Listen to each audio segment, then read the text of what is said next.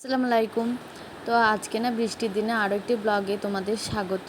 এখানে না কাল থেকে বৃষ্টি শুরু হয়েছে, কালকে সেই দুপুর থেকে তো ছাড়াছাড়ির কোনো নামই নেই।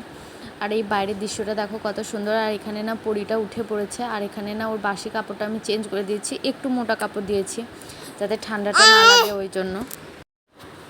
তো এখানে ও দাঁড়িয়ে দাঁড়িয়ে খেলছিল।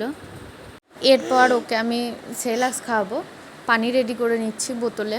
এখানে একটা কাঁচের বোতলে পানি আমি ফুটিয়ে ঠান্ডা করে রেখে দিই। ওকে আমি ফোটানো পানিই খাওয়াই।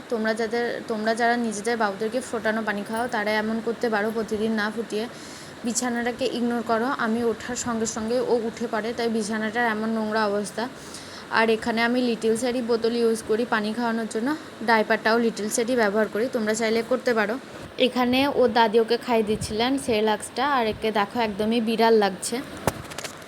তারপরে খেলা করছিল। এখানে ওই 10:30 নাগাদ একটা কলা দিই, এটাও দাদি খাইয়ে দিচ্ছিলেন। খাবারটা আসলে সচরাচর ওর দাদিই খাইয়ে দেন।